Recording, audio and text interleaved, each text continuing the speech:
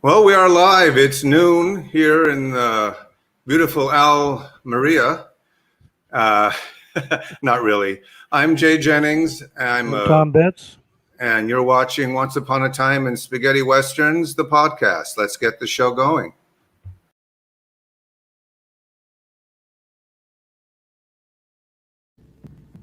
Hi, this is Duco. When you gotta shoot, don't talk.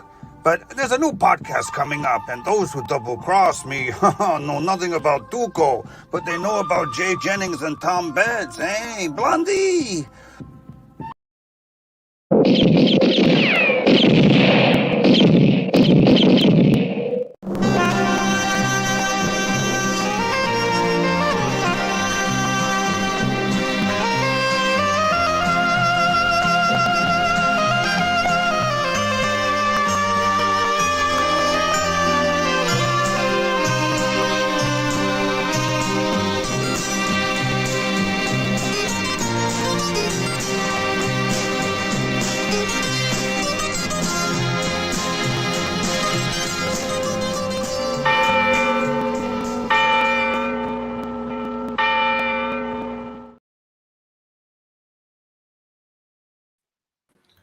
Well, when the church bells ring 3 times, Tom, that means we're on. Guess so. Hi, everybody out there in Facebook land and YouTube. I'm Jay Jennings, film and poster collector. That's Tom Betts, Spaghetti Westerns historian. And we're here at episode or podcast number 4. We've been on, this is our, I guess, a month now, and we want to thank you all for tuning in and watching the archived past episodes, Tom. I keep getting emails and texts saying, Jay, I enjoyed episode 2. Yep, me too. So, yeah, and Tom, as you know, after these podcasts are over, he roves the, what was I going to say? Go back over to Facebook and YouTube and answer any questions because I can't see messages as they come in or comments. Jay can see them, but I can't. So anything we can't answer during the show, I'll go back and try and answer afterwards. And you can't even have anybody better than Tom Betts answering your questions about spaghetti westerns. I can't give you the answer. We'll look it up. That's what Tom's he won't tell you if he doesn't know. That's true. Anyway, today's topic is underrated directors, Tom. There's a lot of them outside of the Leones. Yeah, we got to scale it down, Jay. I sent you like 30 and you scaled it down to about 15. 20. Sorry 15 about that. 20.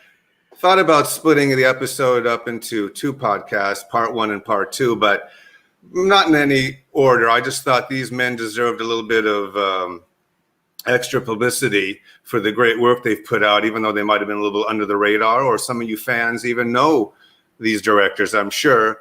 And we'll mention titles and they'll go, I didn't know that was directed by so-and-so. They know the title, but they don't know the director. So the ones that, I am Jay Jennings. I'm a poster collector. And there's Tom Betts. Look, we both have the same title going on at the same time. Here we go. That doesn't mean anything that mine was bigger than yours, Tom. But anyway, so let's start with our first director. It's Alfonso Balcazar, Tom. And that's right. He's done a lot of films. What we're going to do is we're going to name the film. I'm going to give my opinion on the director. I'm going to give my opinion on what my favorite one was. And then Tom will give you kind of a rundown on his career. So out of all his oeuvre that I'm looking at, I think my favorite is Sartana Does Not Forgive, 1968. A.K.A. Sonora. Is that the same film? Yeah, yep. Because if not, Chris Casey will be down on us in 2 seconds, right. Tom. Shout out to the great Chris Casey. Yep. Okay, so Sartana Does Not Forgive. I like the poster, Tom, because I'm a big fan, as you know, of this. We're sponsored by Westerns all'Italiana. Thank you, Tom, for that plug. Right. So let's take a look at the first poster that we have here, and it is. Let's move over. There we go. Sartana Does Not Forgive, or Für ein paar Lachen mehr. Tom, what's the background on the career of Mr. Balcazar? Balcazar, well, Balcazar family was into fur trading, and Alfonso Balcazar Granda, is his full name, was born on March 2nd, 1926 in Barcelona, Spain. He began his career as a screenwriter and then made his directorial debut in 1959.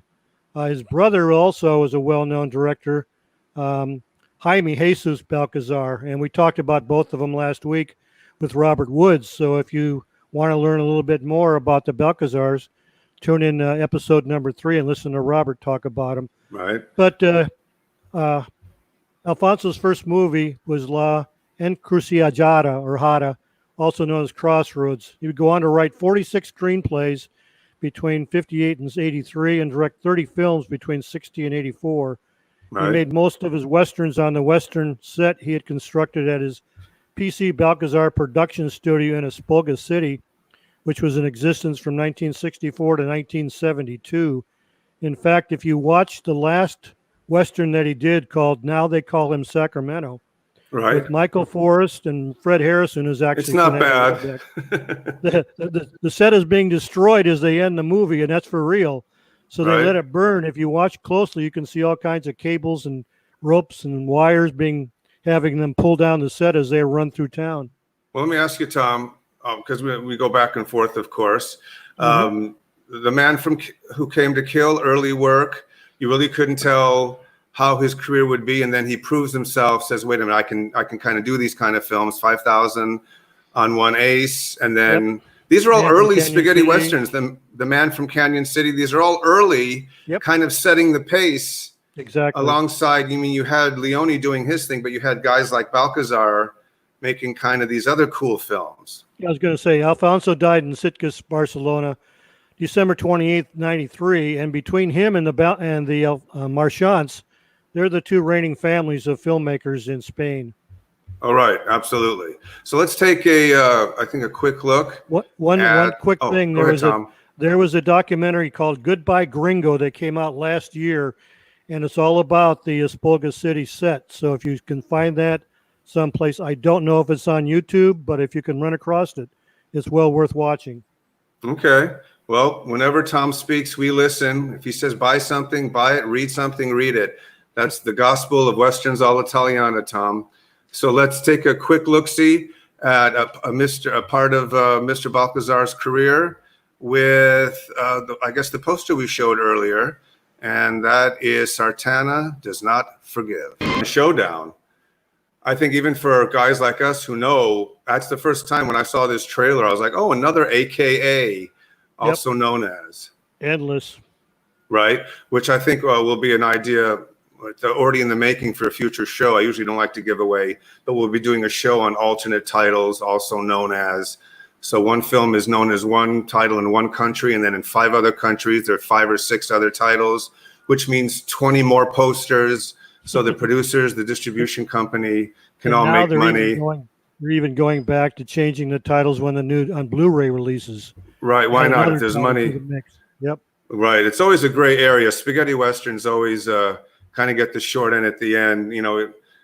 Either laughed at or scoffed at by critics. Even today, you're right, they changed the title to suit probably a producer's need, but we're here to talk about the original spaghetti westerns. That maybe an earlier version came out on VHS or an early DVD, and they all are out of print now, but Tom always gives updates where you can find them. So let's move on to our next director, Tom, Mr. Gianfranco Baldinello. Gianfranco Baldinello, yes. He was a producer, director, assistant director, writer, film editor, son of actor Emilio Baldinello and an actress named Wanda Vianello. Do you want to show a poster up first, or should I go on? Oh, no, before I show, I was going to say one of my favorite films of his, he has a few, obviously. You got Black Jack, and Kill Johnny Ringo, and Colt in the Hand of the Devil. Of course, we're going to show the poster for. Where is the poster, Tom? I thought you said you had the poster ready. You said you got Just it. kidding. You're Tom, that has nothing to man. do with the technical aspects. Here we go. Kill Johnny Ringo. And great poster, one of my favorites. And Brett Halsey's in it, the great Brett Halsey. So tell us a little bit about Mr. Baldinello, Tom. Okay. He was born on November 13th, 1928 in Murano, Italy, the son of actor Emilio Baldinello and actress Wanda Vianello, which I've already said.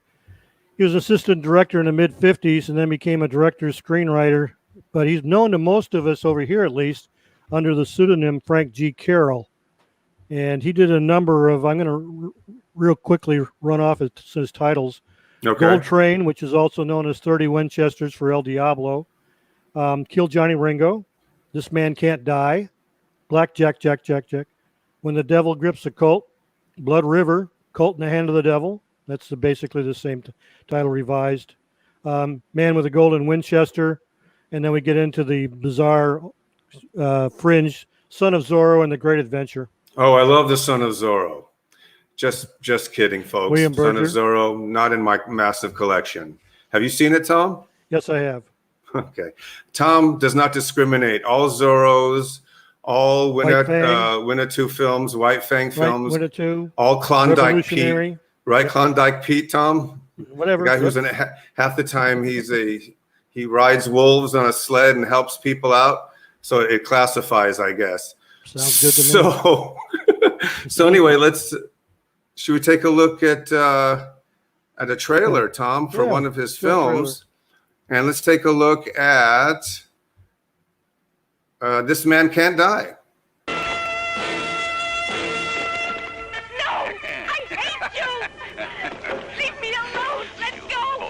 If I were a leper, but not anymore.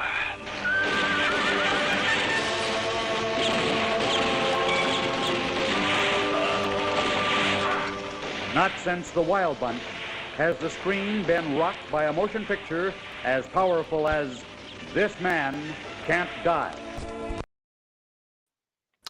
Two bits of information on this one. Wait a minute, Tom. Not since The Wild Bunch. I like that throw in. They always got to. In case you forget this film. Yeah, against the great films of all time. Right. But in this one, we mentioned in the first episode when we did obscure actors, Guy Madison is dubbed in this film.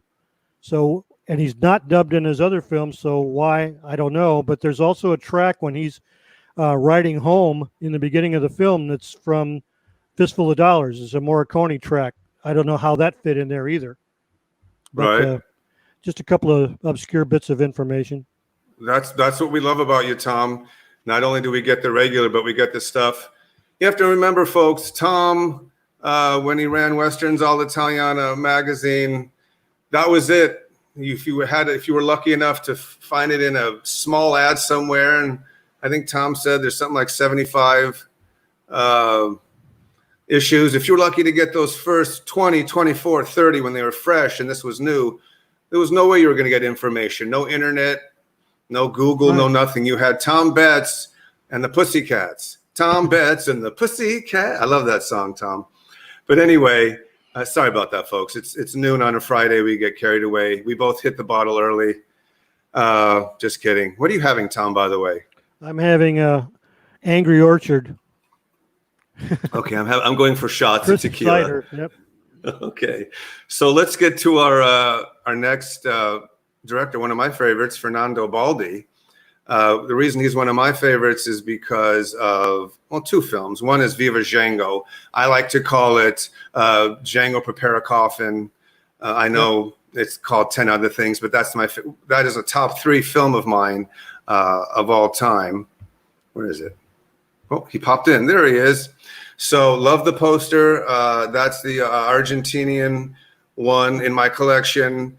A lot of them look like that. Yeah, and what's funny, Tom? This was the sequel to Django with Franco Nero, and they took Terence Hill because he's resembled Nero at that time with the blonde hair and the blue eyes. And he comes off very well as Django. I think both of them could have took a chance and split time. One does Django, the other plays Django. So it's like, holy, oh my goodness. 2 great stars taking like James Bond, like Bond. Yep, exactly. Django could have been like Bond, the 2 Bonds. But anyway, Tom, so what do you know about Mr. Baldi? Okay, Fernando Baldi was born in Cava dei Terrini, Campania, Italy on May 19th, 1917. He began directing in the early 1950s and directed your buddy, Orson Welles, in the films David and Goliath and The Tartars. After retiring, he lived a very private life, and very seldom did he give interviews. He seemed to just want to be a recluse after that. And he died in Rome on November 12, 2007. And may I say, he was a subscriber to Westerns All Italiana. Wow. And the list of his films, real quick, are The Avenger, which was Texas Adios, Little Rita in the West, which we both have mixed feelings about, Hate Thy Neighbor, Viva Django, Forgotten Pistolero, which is my favorite, Blind Right. Man, Carambola, Crazy Adventures of Len and Kobe, Get Mean, and Coming at You. But he was a very good action director. No, Blind Man gets kind of the shaft, so to speak, because Tony Anthony. I know he has a contingency of fans that aren't fans. I like them all. He's a little on the short side, but he actually. It's all kind of the quiet. Everybody's the silent stranger. Yeah. In some way, and he fit that bill perfectly. So I have no problem with him. Of And course, in Blind Ringo Man, Starr. he's got some great lines in Blind Man. Right. Where are my women? Yeah. That's a great line. So we had Blind Man, and I don't care too much for Carambola. Get Mean and Coming at You are kind of the tail end of the spaghetti western. But you know what? If you're going to go out with two films, might as well be two Anthony. Tony Anthony films. Yep. So I don't have a problem with that. So I guess it's time for a trailer. Let's take a look at Tony Anthony in Blind Man. I want my women. That's all he wants. There's nothing better than that, right? And then Ringo, of course, what? This is my woman.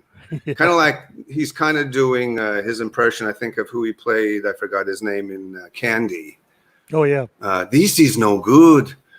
When he sees Ewa Allen and Richard Burton. Another story. If we did another telecast, I could do Candy. Cult film, I'm sure some of you out there, quick reference. Okay, back to the title at hand. Our next director, Tom, is Mario Ciano, or Cajano. I always pronounce it Cano, but it's who knows. Whatever you say, Tom, I bow to you.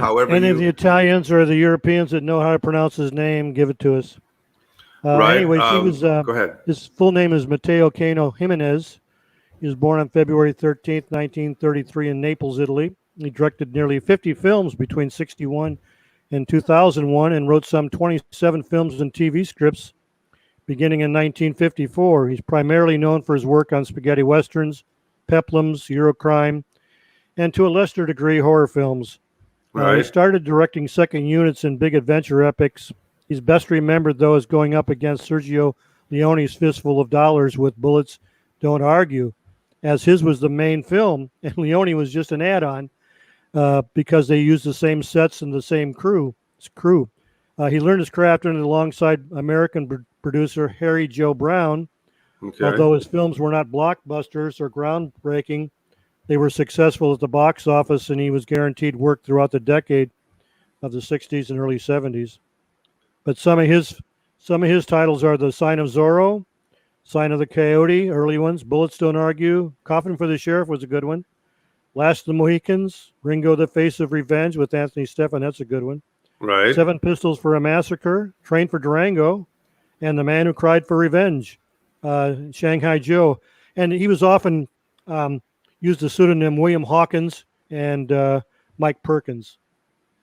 Well, my favorite out of all of those is A Coffin for the Sheriff. Yep, that's a good one. I love the poster work. We just showed it a second ago.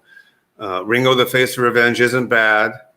7 Pistols for a Massacre isn't bad. A Train for Durango is better than all of those.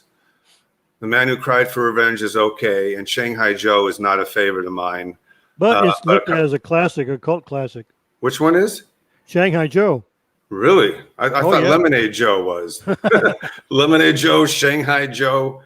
Not to be confused with other Shanghai Joes of other genres, right, Tom? Yep. Okay. Coffin for the Sheriff. We showed the poster. Now let's take a look at the trailer, and then we'll be right back.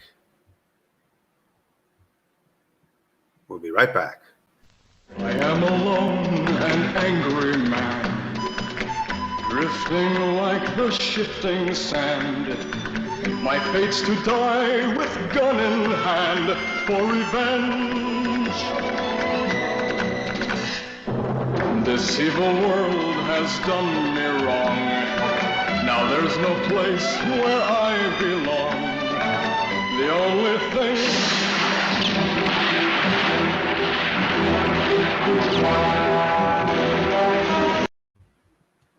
that was a great Peter Tevis singing. Right. And we were having another discussion. Tom and I are always talking in between the breaks because there's so much to say. That one of the things we're always thinking about is all these spaghetti Western films come from Italy, Germany, France, Spain. Doesn't matter where they come from, Czechoslovakia, Romania, Poland, wherever they're made, most of them have this like Elvis sounding American voice. He came from the mountains and from way back when. And it's so funny because the whole movie is in the native tongue of the country, or it's got subtitles or it's something you can't understand if you're an American. If there are no subtitles, but you can always count on Johnny West. Yep. The main theme is always sung in English. Right. But the rest of the film is understood in Italian or Spanish or German. So why didn't he just sing it in Italian? Right. We're getting off topic, which I always do. Did I already pressed the button? Sorry about that, Tom. Right. Gunmen of the Rio Grande, one of my favorite posters. It's an early spaghetti Western film. I think one of the earliest. What do you say? Top 3, top 4, Tom? Yeah. Guy Madison plays Wyatt Earp. He looks nothing like Wyatt Earp.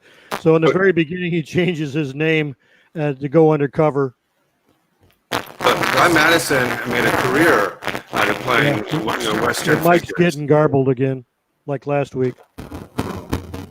So anyways, while he's repairing his microphone, I'll tell you a little bit about Tulio Demicelli. He was different because he was an Argentine director and screenwriter and film producer, and he was active during the classic era. He was born Armando Bartolome Demicelli in Buenos Aires on August 15, 1914.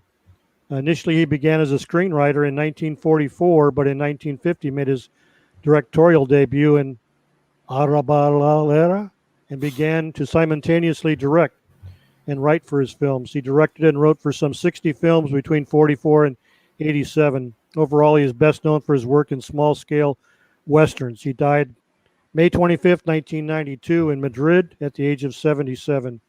And he did 4 spaghetti westerns: Gunmen of the Rio Grande, which Jay showed the poster, A Man, a Colt, Sabata the Killer, and Tequila. And how's your mic? How is it? There, good. Are we okay? You're fine. Oh, thank God. Yep. Wait, is it still okay? Yep. Okay, I'm hearing weird voices like the outer limits on my end. Like, okay. Not Tom Betts. You're fine. Sound fine over here. All right, fantastic. So no, I'm Gunmen of the Rio Grande, one of my favorite posters. A man called Colt, A Man and a Colt.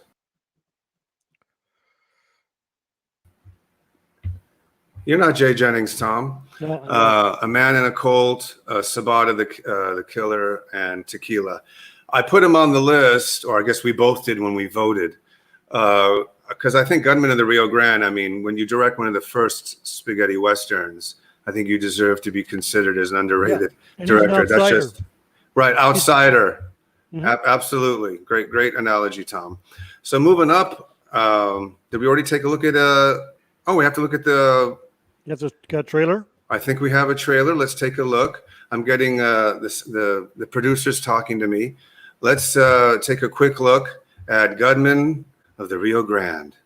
One gun to challenge a whole band of pistoleros. But when that gun is Wyatt Earp's, it sort of equalizes matters.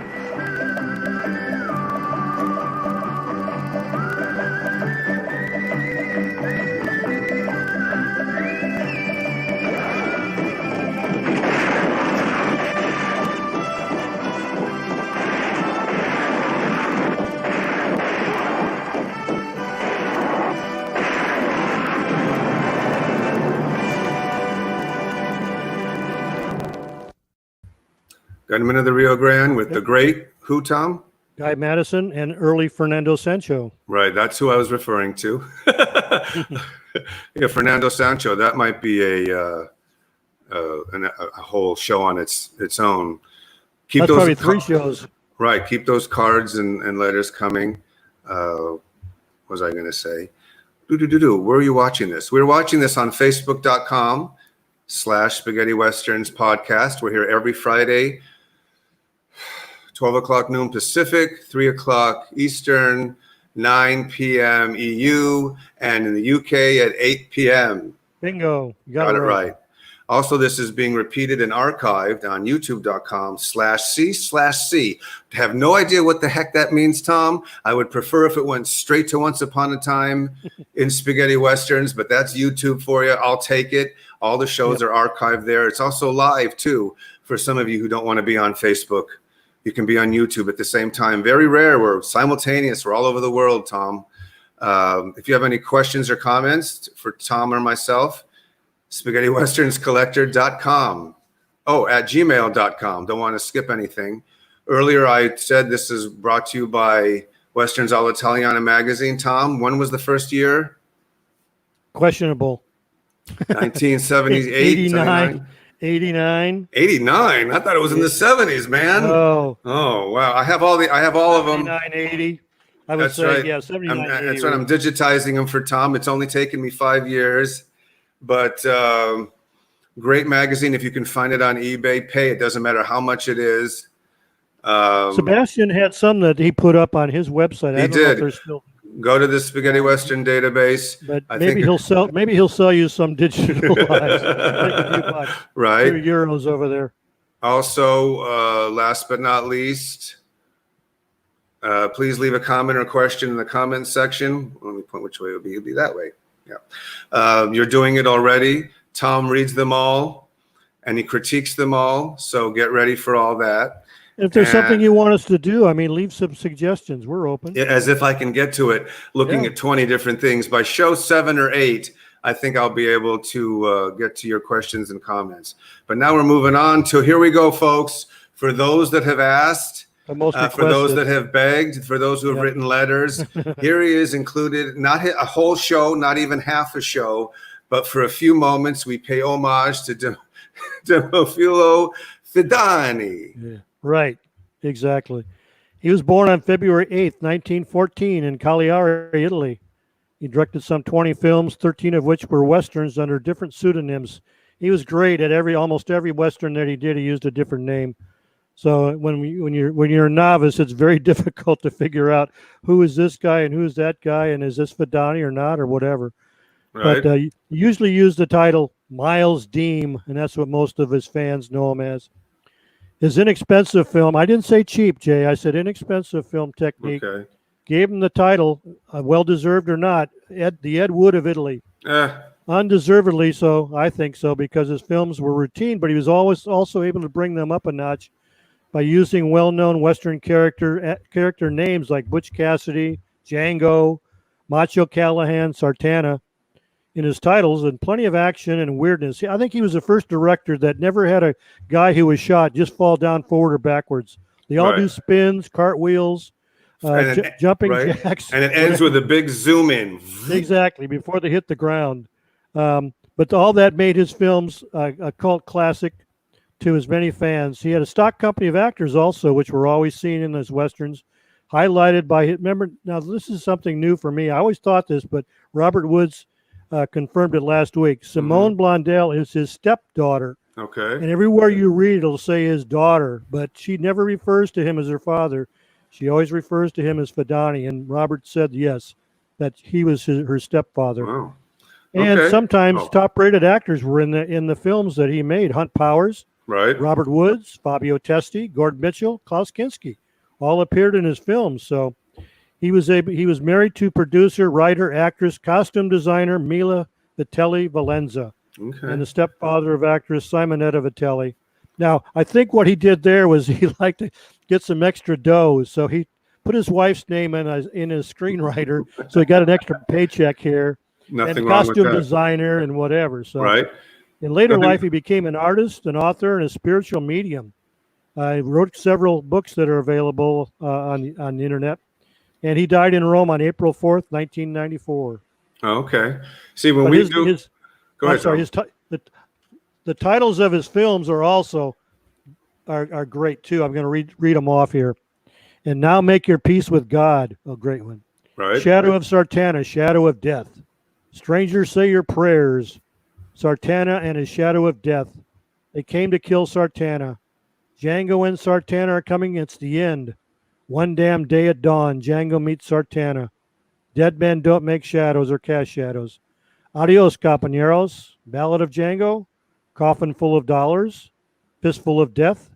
His name was Pot. They called him Allegria. Savage Guns and Anything for a Friend. Some great titles there. Anything for a Friend, Tom. Anything for a Friend. Right. Just wanted to thank you, Tom, for that. We're still going to show a trailer from Fidani's career. But once again, we're at the halfway. Are we at the halfway point? Just about here of Once Upon a Time in Spaghetti Westerns.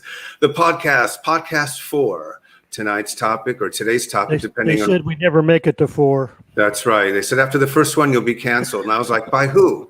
Yeah. So hi to all of you fans and likers and followers in Facebook land and in YouTube and on the internets. We're so happy that you came and joined us every Friday to make it your kind of go-to thing to do for an hour, whether you're having a cigar or a shot by the bar, or you're just kicking back with a magazine and the television on in the background. You're listening to Tom and Jay here talk spaghetti westerns every Friday. I don't think there's many places you could do that where you can get someone who's a collector like myself, and then Tom, who he hates to hear it, the all-knowing, as well as Mr. Connolly and Mr. Casey and Mr. Frayling, with all due respect. But we love our Tom Betts here. And Tom, didn't mean to put you on the spot like that. So let's. I don't believe it anyway. So go ahead. So let's take a look. I think we have. Actually, we have 2 trailers, so we'll have to talk a little bit more. We're paying homage, Tom, to Mr. Fidani, and here is Dead Men Don't Cast Shadows. Demofilo Fidani for Tarquinia Film presents Hunt Powers in Dead Men Don't Make Shadows.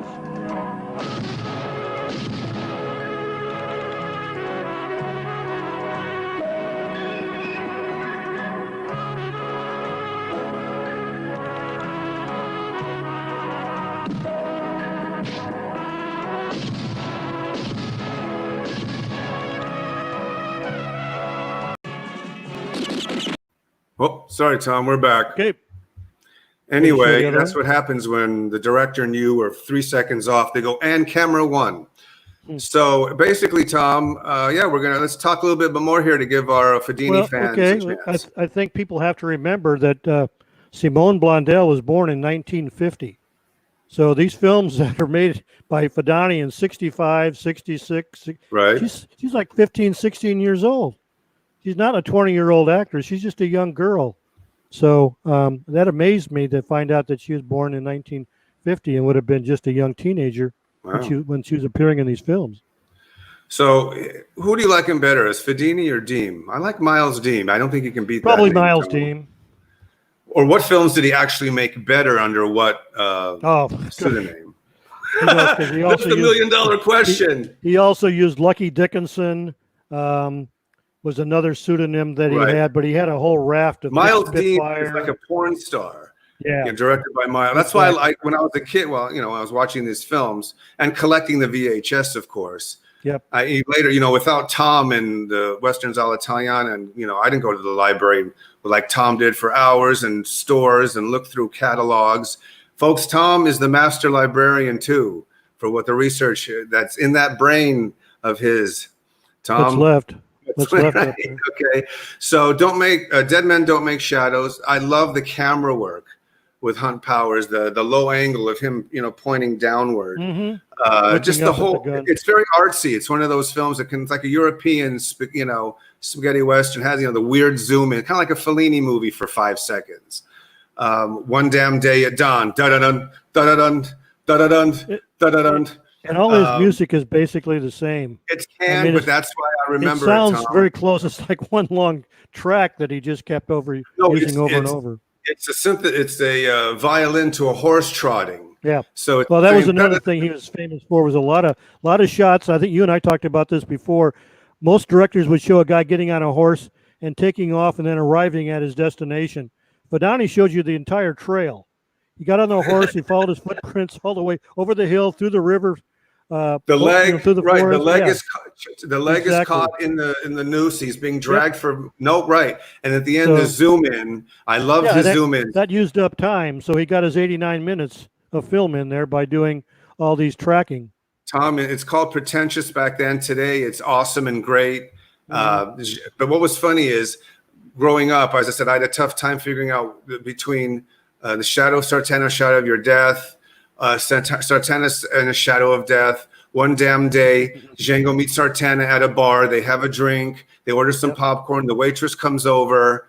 In the end, it's Django and Sartana are coming again. They're going again. This is all a joke, you know. And if they're not in the title, they're in the movie. I mean, they're constantly, those two are there. And Ringo. Right. But as I said, I love his films. He's a 10 times better filmmaker than Ed Wood ever was. Oh, yeah. I mean, Ed Wood is just schlock and cardboard, and I'm a big Ed Wood fan. I did a documentary on him and Bela Lugosi back in '89 called Horror Talk, the films of Ed Wood. And we had Paul Marco on, who played Kelton the cop. He was in what we called, the Kelton trilogy in his mind. God rest his soul. But he used to dress up as Kelton and go to conventions. A film that he made with Ed Wood. Here he is in his 70s. Hi, everybody. It's Kelton, which I love to pieces. And that's what makes them cult stars. And that's why Fidani is a cult director for the films that he made, of course. So, Tom, let's take a look at another trailer. And I think it's for... Is it from Shadow of Sartana? Shadow of Your Death. You ready, Tom? Go for it. Another one of his favorite locations. I love one of his favorite locations was the gravel pits outside of Rome. All those deserty-looking scenes where they're riding up and down trails were quarries outside of Rome that they used to do filming in. Right.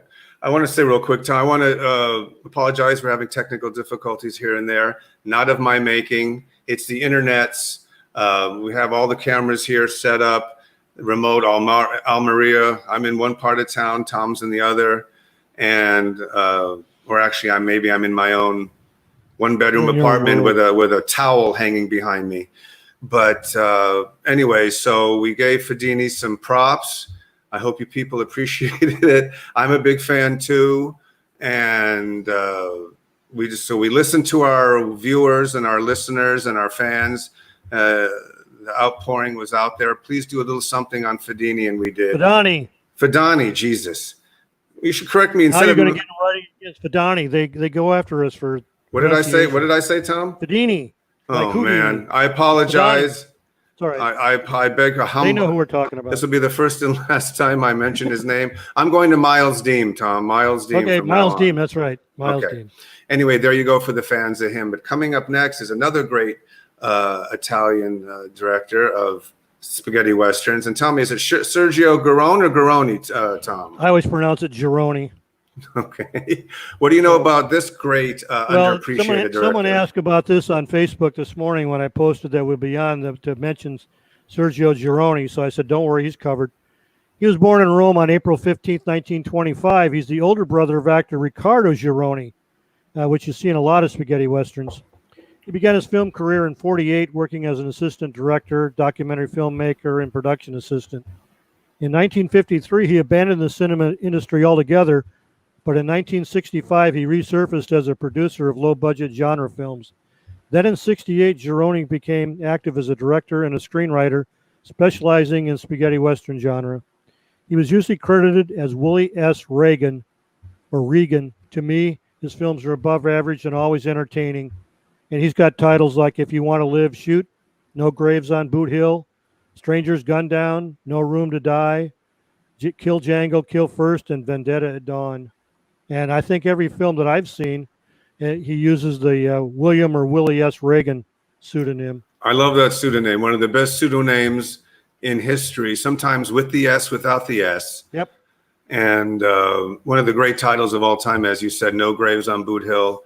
The Stranger's Gun Down. I think that's called something else too. I'm going to ask you later about that. Don't worry about that. No Room to Die, you mentioned all that. One of my favorites is Kill Django, Kill First. Only because it's just gritty, and the title, of course, I'm a big sucker for titles like that. So I think let's take a look. if we can. At let's see, do we have the poster for that? Where was that? Put it up. Was that Kill Django, Kill First? There we go. I'm a big, yeah, it is what it is. And I think, Kill Django, Kill First. Yep. right. And I think I see if we have the There's trailer lined up. The director is talking to me. Do you have the trailer lined up? He also did, what was the other one he had?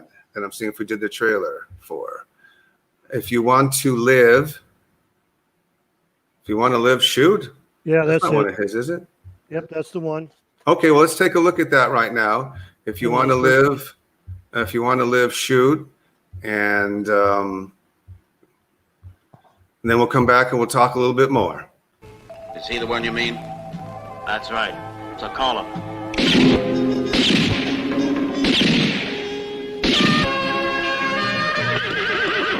His one desire was to live in peace.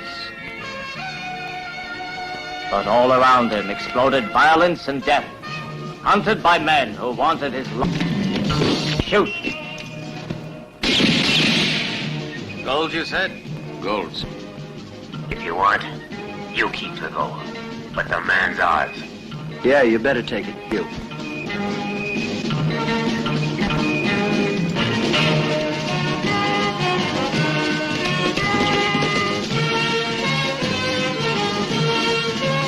If you want to live, then shoot! Shoot! Shoot! Shoot!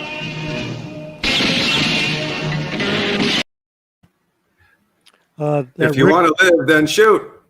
Shoot. The Garrett that they showed, that's Ricardo Gironi. And when it started, I thought the guy in the back there was little Joe Cartwright. No. I'm just kidding. The guy in the shadow looked like little Joe Cartwright. He had the same hat. Those are the two films I remember, because Black Jack, and Shoot. Those two films stuck in my mind. Right. So let's moving on up to our next underrated director in the spaghetti western genre, Mr. Franco Giraldi. Yeah. And his film, the one that stands out in my mind, is A Minute to Pray, A Second to Die, which I'm a big fan of. He's done some other films that Tom will discuss if I can try to find the poster. Oh, there you go. Go ahead, Tom. Tell us about Mr. Giraldi. Okay. He was born in Comino, Italy on July 11th, 1931. His first professional contact with the world of cinema was as a film critic for the newspaper Unida. Later, Giraldi had an opportunity to work as assistant director for other directors such as Gillo Pontecorvo, Giuseppe De Santis, Sergio Corbucci, and Sergio Leone. So you know where he came from, a good stock there. After his work with Leone on Fistful of Dollars, Giraldi directed his first spaghetti western, Seven Guns for the McGregors, which we discussed last week with Robert Woods, right? Which was released in '66. After 4 westerns in which he used the pseudonym of Frank Garfield, Giraldi directed his first film with his real name in 1968, the Italian comedy La Bombolona. After some other comedies, he dedicated himself to literary adaptations, but he did 4 westerns: Seven Guns for the McGregors, Sugar Cult, Up the McGregors, and A Minute to Pray, A Second to Die. Not a bad 4. As I said, I love A Minute to Pray, A Second to Die, yep. And then 3 minutes to bury your own coffin. So very stylish. What's funny about he didn't have much of a career. Sugar Cult is actually a little bit of a cult film. Not a big fan of the title, but I enjoyed the film. Seven Guns for the McGregors was the most commercially successful of the spaghetti western because it kind of appealed to an American. Did an American distributor pick that up? Yeah, he came over here. That's right. Did Up the Gregors also come, or that didn't make it? I don't know. It had an American actor as the lead because Robert didn't want to make a sequel. David somebody. I'm sorry. If Tom doesn't know, you're the unfortunate actor that has to be. But about A Minute to Pray, A Second to Die, Alex Cord as McCord. I always thought that was hilarious when I was a kid. Wait, what? When you got the script, yeah. Have you seen both endings? I think I only know the first one. The first ending, he goes in and they give him his what do you want to call it? Well, they let him off the hook. Right? No, isn't the one where he blasts everybody away? And he rides away. Okay. The second ending is he rides away, and these two bounty hunters have been chasing him the whole film, which they never show, and they gut him down and take him back into the town to get the reward and find out he's already been released. No, I didn't see that one. Yeah, that's the. So let's pardon. I'm sorry. He gets pardoned. He gets pardoned. Yes. So let's take a look at. I think we have the trailer for A Minute to Pray and a Second to Die, and then we'll be right back. Alex Cord as McCord gives them a minute to pray, a second to die. They tried to surrender. Why did you kill them?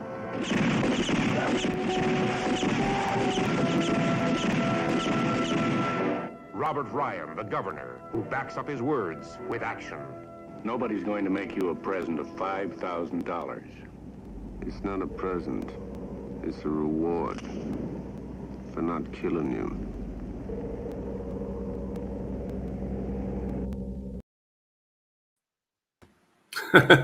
My favorite line is that they asked you for help and you killed them for no reason. They tried to surrender. Why did you kill them?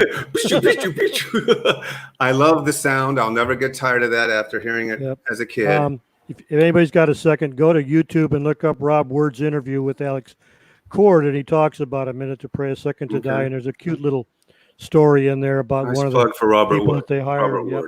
It's fun. So, of course it is, Tom. Whatever you want to do is okay with me. Let's move on to the next spaghetti western director. Oh, but before we do, Tom, it's called Tom's Surprise Moment of the Day. Our commercial. And this is where it's a new segment that I've introduced where I play a classic commercial from years past, from years yonder, Tom. And I almost played one with Gabby Hayes. Okay. Hi, this is Gabby Hayes. Almost did it, but instead I found someone a little bit more prominent who's going to be part of our Flashback Friday, Tom. Here, this is a commercial, and it's the Duke for Daytrol. Monument Valley, Navajo land, turquoise and silver. Beautiful place to be unless you're hampered with a headache, which is why we're here, to tell you about new Daytrol 500. It's strong medicine for a headache, but it's gentle. New Daytrol 500, 50% more strength than regular aspirin tablets. Fast, effective, yet it's aspirin-free. What more could you ask for? And why don't you? Why don't you, Tom? I don't remember that one. It's the Duke for Daytrol. Yep, I don't remember that one. I got a headache, but I got some Daytrol. So anyway, that is today's Flashback Friday moment, just for Tom and for the fans out there who enjoy a good 70s U.S. commercial with the Duke. So our next spaghetti western director who flew under the radar, not really, but didn't get the props and most of the big ones. Now with this one, Tom, as I said, I know my stuff, but not like yourself. Now the Marchents, is this a father-son team or two brothers? Two brothers. Okay, so Rafael and the other one was? Joaquin Romero. Okay, so we're talking about Rafael. Sorry to leave out the other, who also had a great career, but we're just going to focus on Rafael Romero Marchent. A lot of great films that he made, in my opinion. That's why he made the list. I enjoy Two Crosses of Danger Pass, Dead Men Don't Count, One by One, Gringo, When Satan Grips the Cult. But let Tom give a little bit more of an explanation into this family of filmmakers. Rafael Romero Marchent was born on May 3rd, 1926 in Madrid. Both brothers, him and Joaquin, were assistant directors, writers, and actors. Rafael was also a writer. They were sons of a filmmaker, which that's all they say. I don't know what he did, their father. And they also had a brother named Carlos and a sister named Anna who were also participated in the industry. Rafael directed his first Western in 1965, and both brothers continued making Westerns until the early 70s. Rafael returned in 1980 to direct The Black Wolf, which was sort of a Zorro takeoff. The Marchents, like I said before, and the Balcazars were the first families of Westerns in Spain, with many solid action films and named actors and crews. Rafael died February 13th of this year, 2020, in Madrid. Titles again that that Jay mentioned were Hands of a Gunfighter, Vengeance Ranch, which is that Pilly Millie film Not a with Sean fan. Flynn. Two Crosses at Danger Pass. That's a good one, like you said. Dead Men I love Don't that Count. film. One by One, which is a Richard Harrison film. Ringo the Lone Rider, Peter Martell. Right. Ringo, which was Peter Lee Lawrence. When Satan Grips the Colt, and I call it that to separate it from Devil in the Hand of the Colt. Or I Colt in the Hand love of the Devil. both titles, and they're so Yep. tough to remember each one. Yep. Santana Kills Them All, These Damn Pounds of Gold, and The Black Wolf. Which you promised not to mention, but that's okay. So anyway, no, the Marchents, huge family in Spain. I mean, spaghetti westerns are them, kind of like probably as famous as Leone, the first family of spaghetti westerns, right, Tom? That's great. Okay, so now let's take a. Did I bypass the poster? Yeah, Ringo. You Hold don't have a on. poster. You should Yeah, have we a do. poster. You should have a trailer. we do. for Ringo. There we go. Two Crosses at Danger Pass. And that's probably very un-PC, that poster at this time. But at the time, there's nothing. I don't know how many kids are watching. Isn't there a couple posters? I think one is for, I don't want to even name it, but who cares? There's this, I think it's Steve Reeves, one of the Lone Ride into Hell or Last Ride into Hell. One of the posters, I know I just mangled that because I'm thinking of so many things. Long Ride to Hell. Right. One of the posters for that, I forget to which, he's standing. In prison, yeah. He's in a prison cell, but the other picture of him is him getting a girl going down on him. Am I right, Tom? Basically, he's standing there. His arms are over her back. Could be. I'm like, great. I'm watching this film. But so what I'm saying is that him whipping a girl was not unusual at the time. You'd see people hung or hanged. But I love the poster. It's very colorful. Anyway, Tom, so should we take a look at a trailer? Got a trailer Is that there, on the agenda? And he did Jamango, right? Garingo. Garingo, that's right. He didn't do Jamango. I skipped over to another person. Let's get it right here. Garingo, here we go, Tom, in 3, 2, and 1.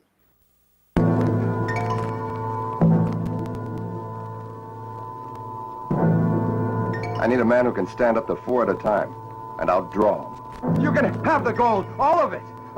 Just don't shoot.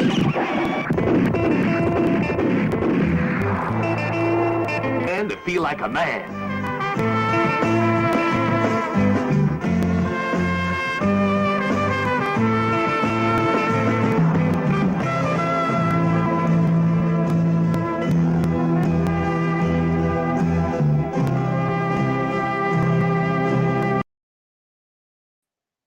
Yep.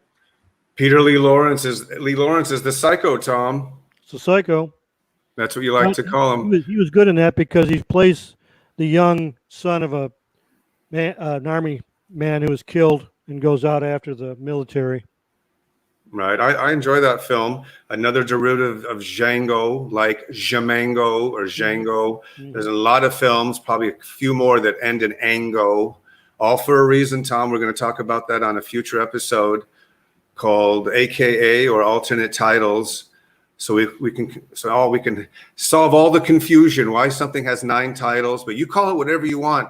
I think in the Spaghetti Western database, there's a bunch of top 20s where a great list. If you want to, what do you want to watch first? See what Alex Cox wants to watch, the director, or Tarantino. I think what Tom Betts is his favorite top 22 is in there. No, I don't do lists. Tom doesn't do lists, folks. I did lists once for the Weiser book, and that was it. Right. So then you can see different people's opinions on different movies or what something was called. I think Tarantino calls some of my favorite movies something completely different because I like to choose to call it what I want to call it. And I think all of you out there, you refer to it whatever title you think is best. I usually go for the most outrageous ones, of course. The longer, the better. The longer the font. So when I type it up on my computer, like I'm still typing it, and then he went to and did this, over one word, like showdown.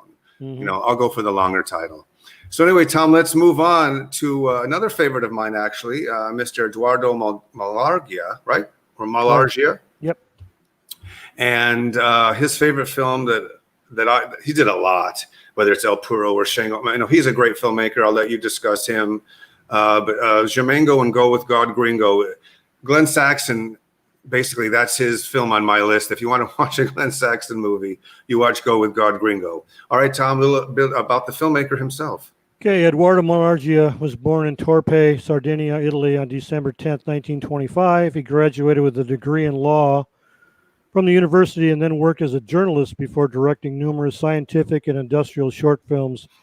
After being an assistant director of Piero Germi and Luciano Emmer, in 1963 he made his feature film debut with Le Due Leghe.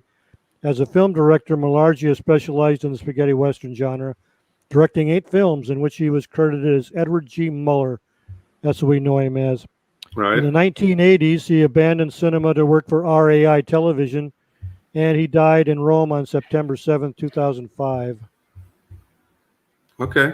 So his films are Go With God Gringo, Chimango, Don't Wait Django Shoot, Pray to God and Dig Your Grave, El Puro, Brother Outlaw, Shango, and A Man Called Django. All favorites of mine. Yep, good ones. I was going to say, so I was going to take a little bit to talk about El Puro is an art film. We had Robert Wood on last week, or Robert Wu, right? Depending also, if the screen is also Pray to God and Dig Your Grave. He was in that. Absolutely. Shango, which is a personal favorite of mine. Tom, I don't know, we have this debate? I see the Stefan character as this Christ figure, or does that not figure into the equation? Yeah, you can see it that way. I don't. I just look at him as a gunman. Well, I don't go that deep. Well, the poster, he's wearing the crown of thorns. Oh yeah, I know. He's wearing a crown. And he's reaching out like that. So it's like crucified. Jesus. Yeah, I know. Anthony Stefan is Jesus Christ. Yeah, in basically. Shango, right? Well, they did a lot of that over there. They tried to cover, mock the church and stuff without being, banned. Yeah, well, they did a lot of that stuff, and it still made it. I don't think there was well, that's true. Some did get banned. I don't think a lot of spaghetti westerns had that trouble with the censors as did, I think, a horror film or one of the soft core that came out. So okay, let's take a look at another trailer, Tom, if I can find it. And here it is for Django. Warten Django, wo nur einen Trumpf, blutiges Rot. Django, Kreuze im blutigen Sand. Hat nur einen Freund, Manuel. Hernandez! Hernandez! Wenn du jemand erzählst, dass du mich hier gesehen hast, dann geht für immer die Lampe aus. Django, der Todfeind der Bösen. Der Freund der Verfolgten. Hilf mir, Django! Django, Kreuze im blutigen Sand. That's the one where the kid becomes a terrorist when he grows up, went to jail for killing. Oh, cops. That's right. Yeah. Well, and I think the girl in there is his sister, Rada Rasimov. Only Tom knows these things, or maybe that's the only film that they were both in together. You heard it here first. I like the scene where he kills the guy by the cemetery in front of the little kid. Mm-hmm. I just good job, Shamango. Maybe that's what turned the kid into a terrorist. Yeah, probably right. But at least, so no, fun film, a lot of violence actually. Sean Todd, probably his best known film. What do you think?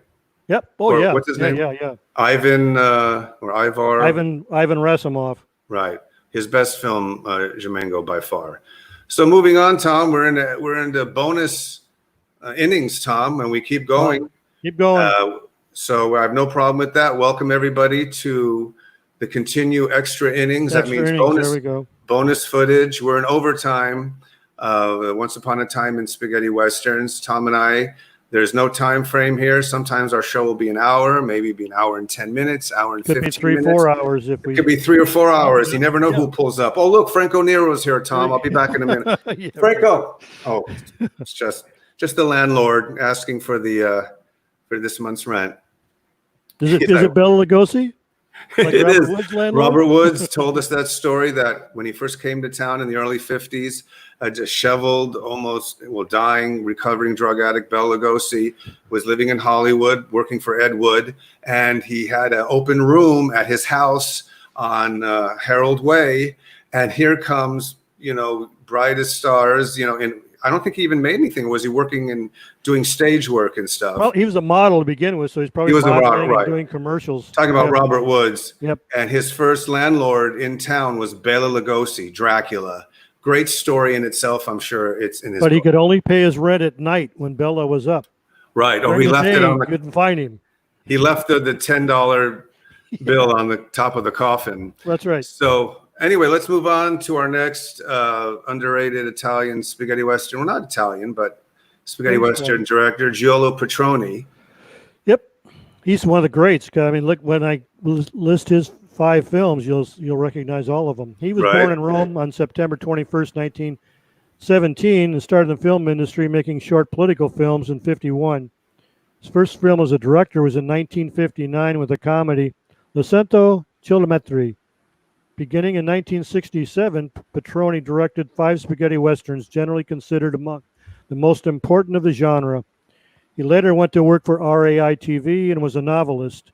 Petroni died in Rome on January 31st, 2010, and his 5 films are "And for a Roof," a roof. Say that again, Full of Tom. Stars. That's I always get it wrong. "And for a Roof, a Sky Full of Stars," "Blood and Guns" or "Tepepa," "Death Rides a Horse," "Night of the Serpent," and the first Providence. They call me Providence or Providencia. Right. So that's his 5 films. Well, Death Rides a Horse is Got to be the legendary. most outstanding. Yep. I mean, the symbolism, the filmmaking, it's up there with the Corbucci and Leone. There's no people Just will like the debate Big that, Dungeon, but there's no right two ways. there. Yep. No two ways about it. Tepepa is just a throwaway film to get Milan and Orson Welles. Which is great. Orson Welles made that. He made The Tartars. He made Saul, David and Goliath. He played King Saul. Orson Welles made a lot of Italian films. That's where he lived. That's where he was. He had tax problems and he couldn't find funding. I'm a big Orson Welles fan, Tom. I had to debate you. I said, do we do an Orson Welles podcast or spaghetti westerns? And you said, Jay, let's stick to spaghetti westerns. But I can do an Orson Welles podcast on the side. Basically grew up on the guy. But anyway, so that's why I have a fondness for Blood and Guns, which is the TV version. You want to stay away from that, right, Tom? You want to check out Tepepa, the uncut? Yes, please. Okay. So let's take a look at the poster that we have for something here of that nature. There we go. So there's Death Rides a Horse. Yep. That's the French. La Mort de Théâtre à Rendezvous. Isn't that great artwork? No, it's very Peter Max, late 60s kind of avant-garde. And I always love that kind of like if you've seen the poster work for Barbarella with Jane Fonda. Yep. Or if that you've one seen and Day of Anger are 2 of my favorites. Yeah. So great film. And I guess we have a trailer to take a look at. And let's see what we're going to be watching today. Oh, it is actually the trailer itself. I remember that trailer growing up, Tom. Your life isn't complete until you find the man who killed your family. It's like, luckily, I'm not going to think that way. But John Philip Law is. So let's take a look at the trailer for Death Rides a Horse. That was my favorite tagline, that once you've waited 15 years to find him. I love that. Yeah. Right. Kind of like, Jaws. Just when you thought it was safe to go back into the water. Some of the Don't Go in the Shower with Psycho. Really? Spaghetti Westerns that's why I think we're going to use this all. I don't want to give away too much. We're doing a show on alternative titles, also known as what they were called in 10 different countries, or 4 or 5, which are fun. In some countries, these films are known as drab one-liners, one word. Others, it's a whole sentence. So I don't know why I'm getting off topic, but that's next week. Regarding Death Rides a Horse, we've already said it's the top what, 10 at least, top 10 all time, Tom? Yeah, exactly. Easy. Top 5, a lot of them. Okay. Oh yeah. Take out the Leone. Right, of course. So let's move on to Duccio Tessari. He's another great.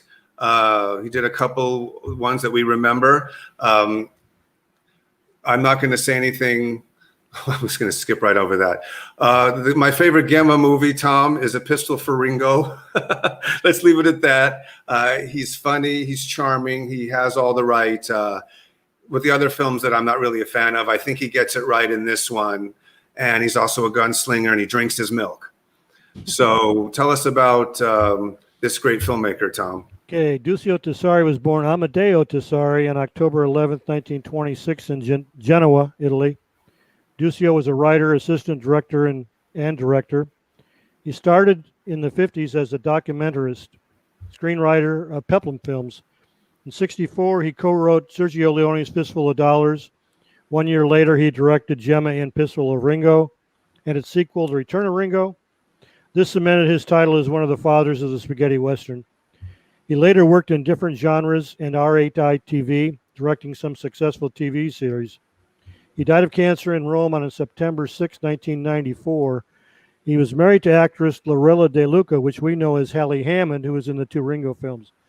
Tessari, I just mentioned that. So his films are A Pistol for Ringo, Return of Ringo, Sundance Cassidy and Butch the Kid, Long Live Your Death, Zorro, and Texan Lord of the Deep. Well, Long Live Your Death is known as something else. I'm actually checking the comments here when I get a free time. Long Live Your Death is the one with Franco Nero and Eli Wallach.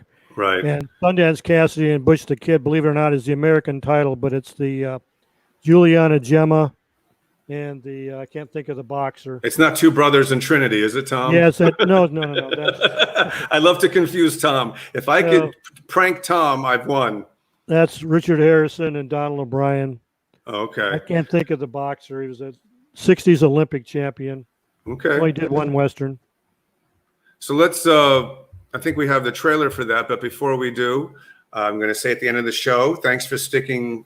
Well, not at the end of the show yet. I'm saying at the end of the show, I'm going to give a shout out to all the Spaghetti Western Facebook pages who have, I guess, helped support and spread the word of our podcast. I want to say thank you personally to each one. It's only fair. And then a big shout out to Sebastian as well. So I think, Tom, we have a trailer, and it's, I guess, A Pistol for Ringo. So let's take a look. Fastest gun of the West will thrill you in one of the most dramatic, blood-tingling episodes of his career.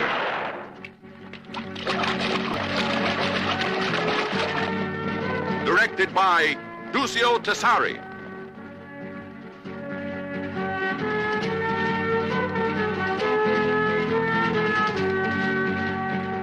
See this thrill-packed, fast-moving Western. Don't miss A Pistol for Ringo.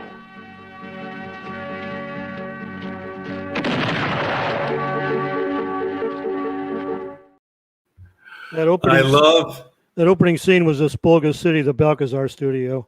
Right. No, I love that. He walks by the usual, just the casual blow off. He's always still moving.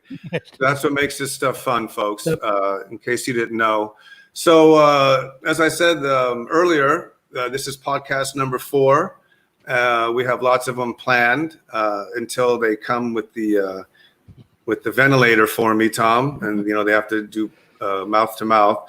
That's how from my cold dead hands will they take this podcast from me. So episode 4 next week, episode 5, alternate titles. We've gotten other requests for things. Fernando Sancho to have his own special, Tom. That'd be a good one. Right. I guess lead actresses, which is it's actually, we've had a couple requests, but it's tough to do because some of them weren't in a lot of them. Yep. But then it was suggested, Tom, by one of your good friends to put it in a certain way where we can present it. And I'm going to try to I'm not going to give any names, try to get a special guest, spaghetti Western actress, if I can, to coincide with that show. And that's all I'm going to say about that. It could not happen, and I end up flat on my face, but that's fine. Well, so some of these people Jay and I've talked about, they may be in Europe. The time frames are different. They're busy, blah, blah, blah. So we're thinking of maybe taping some of them and then inserting it into the podcast. You just gave away the secret, so at least Tom. you get to see them and hear them. Yeah. Tom, that's what an insert is called. They're not supposed to know. Okay. No worry about it. I'm just kidding. So our next spaghetti Western director is Tonino Valerii. Mm-hmm. Valerii, I'm sorry. And he's made a few favorites of mine. Day of Anger, My Name is Nobody, which I think is the classic that people put up there. Tom, little background on this director. Tonino was born Antonio Valerii in Montorio al Vomano, Italy, on May 20th, 1934. He started his film career as an assistant director on, of course, Sergio Leone's Fistful of Dollars before moving on to direct by himself. In 1970, he also is considered one of the fathers of the spaghetti western. He died October 13th, 2016 in Teramo, Italy. And his films are A Taste of Killing, Day of Anger, Price of Power, Massacre at Fort Holman, and My Name is Nobody. He gets a lot of short shifts sometimes because people want to say that in his films, when he's involved with Sergio as the producer, that Sergio directed certain scenes or the entire film and just put Tonino's name on there. But that's a bunch of bull. Tonino did all that stuff himself. Right, that's what I was thinking. So yeah, he is one of the bigs.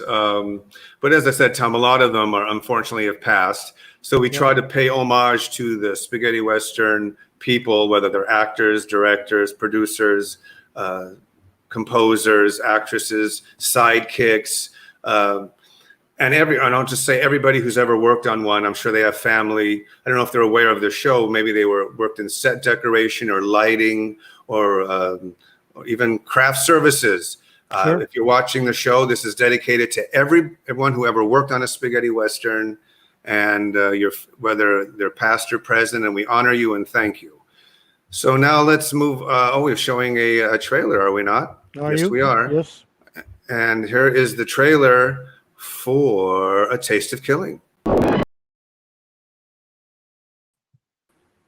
You know, Tom, I love titles, whether they're closing credits or trailers that are kind of Rankin Bass, kind of cartoonish, but yet for adults. A rotoscope. Yeah, and those are sometimes the best part of the film. Mm-hmm. Like you watch a great opening, like what happened to it? But no, prime example of what's jumping back for a second when Death Rides a Horse. The movie, the actors, the trailer, everything about it. I know I just jumped backwards. That was the last thought I wanted to give to that film. So with Valerie, I guess My Name is Nobody, Tom. Wasn't that a film that kind of set the standard? Well, it wasn't many to come.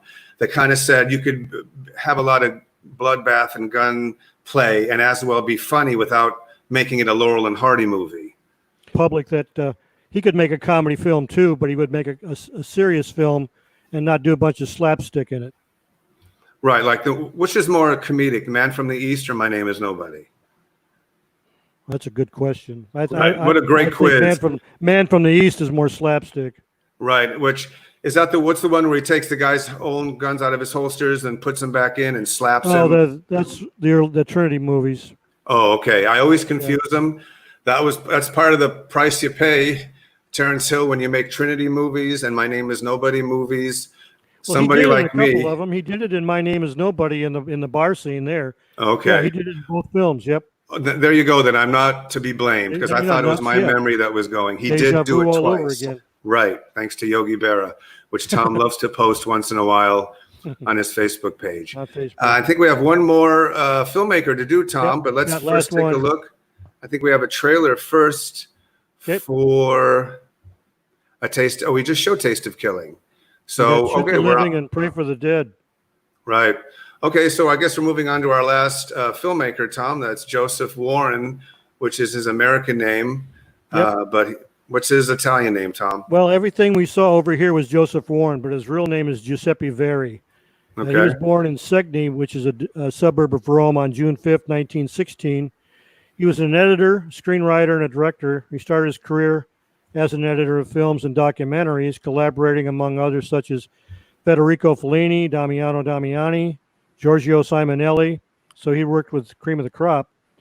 In 1953, he made his directorial debut with Infame Accusa, then specialized in melodramas. From the early 60s on, he focused on genre films, especially spaghetti westerns, being credited as Joseph Warren. He died in Rome on October 1st, 1993, and his films are De Guayo, Death Rides Along, Django the Last Killer, Poker with Pistols, Robert Woods, A Hole in the Forehead, The Last Traitor, and Shoot the Living and Pray for the Dead. Yeah, I just showed the poster for that while you were reading. I didn't want to interrupt you. And one of the great titles of all time that came. I think that was his last film. That was his Shoot the last Living film. and Pray for the Dead, also just known as Pray for the Dead. And I love anything Klaus Kinski is in. That itself, even though he's more commercialized and he's well known, he might be another candidate for an episode. Klaus Kinski, Fernando Sancho, leading ladies, alternate titles, UFOs that landed during the making of a spaghetti western. We talked about sidekicks. Possible. Right. Overlooked Spanish and Italian character actors. I mean, there's endless. We've got a ton here. So anyway, I think we'll show a trailer. Let's see. Do I have that ready? Mr. Director, is it queued up?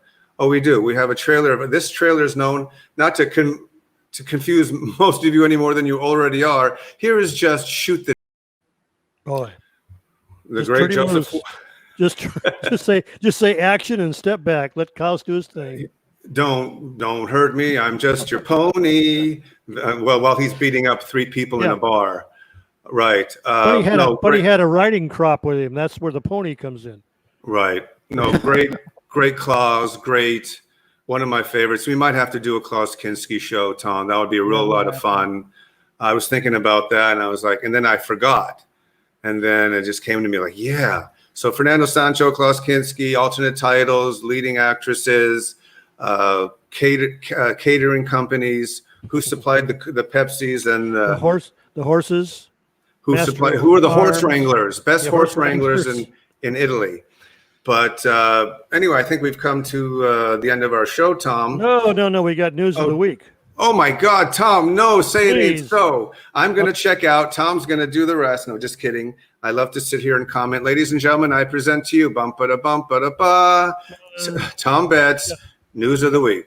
We got a little feature here we do at the end of each show. It's the News of the Week, and I try and cover CD releases, DVD releases, books, anything that has to pertain to the genre. And this week, a CD came out, Django Il Bastardo, which is Django the Bastard. Jay, are you still there? I am. Do you know what the American title to Django the Bastard was released under? Somebody just posted it here earlier. And you mentioned earlier in the show.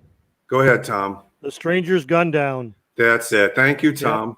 Yeah. It's the composer was Vasco Vasily Kucherov, and just one of our featured directors, Sergio Garrone, did it. Starred Anthony Stefan, Paolo Gaslino, Luciano Rossi, and Carlo Gotti. This was released on Beat Records. It has 26 tracks and 65 minutes of listening pleasure. So that's a long time. On June 10th. What else you got, Tom? Also, we've got 2 DVDs from France. Move the mic over a little bit, Tom. Which is Heads or Tails. That came out this week. I think it was on last Sunday it came out. That's in Region 2. That stars John Erickson and Spellerazzen, directed by Piero Pirati, and it runs 95 minutes. It's in French and Italian. And the other one is Django Tira, The Longest Hunt, which is Brian Kelly, directed by Bruno Corbucci, which is Sergio's brother, Erica Blanc, Keenan Wynn, Foco Lully, and Fabrizio Moroni. It's also Region 2 and in French and Italian, and has a running time of 88 minutes. You can check out at the Spaghetti Western database more information on these titles and where to order them from. On the other part, I've got some passings that happened this week. Okay, how sad. Major, but a Spanish actress by the name of Mary Bagona. Her real name is Maria Bagona Bragas. She died in Madrid, Spain on April 12th. She was 95. Wow. Most biographies, if you look it up, say she was born in 29, but your death certificate says 25. She played a prostitute in Torrejon City, which was a 1962 Spanish film. Wow. The other one was Spanish actor Jose Pepe Martin. He died June 7th in Madrid. He was 87. That name sounds familiar, Tom. No. Pepe Martin. It's not who you think it is. Okay. But he was born Jose Martin Balcells in Barcelona, Spain, on September 7th, 1935. He played Don Luis Arriola in Gunfighters of Casa Grande, which was a early 1963 British Euro Western. Right. And Today we found out that South African actor, writer, Beau Brummel, real name Michael F. Bush, Of the died Beau in- Brummels, that musical surf group, Tom? No, it wasn't Okay. that Beau Brummels. He died in Pretoria, South Africa on May 10th. He was 77. He was a rock singer, though, Jay, in the UK, and charted with a 63 hit called I Know, No, No. I guess that's like Blackjack, Jack, Jack, Jack, or whatever. Black, Jack, With Jack, his Jack, group. Jack. His group was Beau Brummel and his Noble Men. And he's Okay. best known in South Africa for opening the Bow Valley, which was the country's first nudist colony. And he Wow. starred as the major in 3 Bullets for a Long Gun, which most of us have in our collection. And another thing I told Jay I'm going to bring up every once in a while as I do research all the time Yeah. on my database, I found out this week that American actor Dominic Bartow, born Dominic Thomas Bartow on 12/20/1930 in Westmoreland, Pennsylvania. We never knew where in Pennsylvania he was born, but it's Westmoreland. He died in Pomona, California on April 10th, 2019, last year. Oh, He's best wow. known as William Dalton in the Lucky Luke series with Terrence Hill, both the movie and the series, and he played Monkey Smith in Man of the East and Mortimer, one of the bounty hunters after Terrence Hill, and They Call Me Trinity in the very beginning. Wow. Also, Jay and I want to do a shout out to our friend Sarah Vista for her new Sunday Saloon, which can be seen on YouTube and Facebook. She's doing Western reviews, and last Sunday she covered the classic High Noon and sang the title song, Do Not Forsake Me, Oh My Darling. So check that out. She told me today that she might be doing this weekly because she's still not high tech like you are, Jay. We're going to have competition, Tom. Oh, my God. Sarah, no. You think she'll do it every other week? It's like 15 minutes long. We're done. And We might as I also well want to just put a thank real fork in quick us. Mike Ferguson, Howard Hughes, Carl Black, and the ever beautiful Sacagawea for their help and support. So I'm done for this Nice. week. There's the photo of up, down. There we go. Okay, that's fine. And then Great. the What else you got, DVDs Tom? are right there. Awesome artwork, Tom. Okay, buddy. As always, news of the week, the weekly news. It's always a favorite of mine. You get to hear things that I think were on the back page of every Westerns All'Italiana page. Tom would give like obits and releases. I always used to go to the end first. What's coming out first before I read the articles? But anyway, this is a chance we're giving our shout outs, and we do this every week now. And we want to give a special shout out to the Facebook groups who are supporters and fans of ours, and some of them are watching, and we like to acknowledge them all right now. First one is Westerns All'Italiana. I think I've heard of them.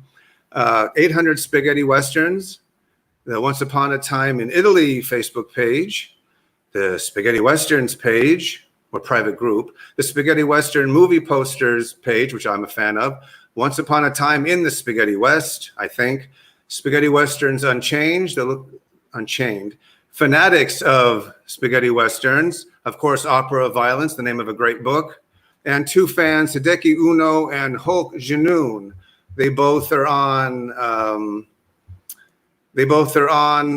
YouTube, and they're both fans of ours. If I can find where I put the shout out.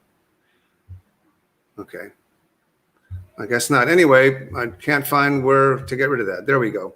Those two guys have put together so many videos on YouTube. The two guys I mentioned, they've been doing it since 2011. I've sent them thank yous. I said occasionally I'll be borrowing some stuff. I hope you don't mind. It'll be exposing your work, and they seem to be fans. I get mad at them because I'm one of those guys that has to see them all. So they always there's like put 400 of them. The obscure Franco and Ciccio and stuff like that I wouldn't buy, but I'll go there and watch it.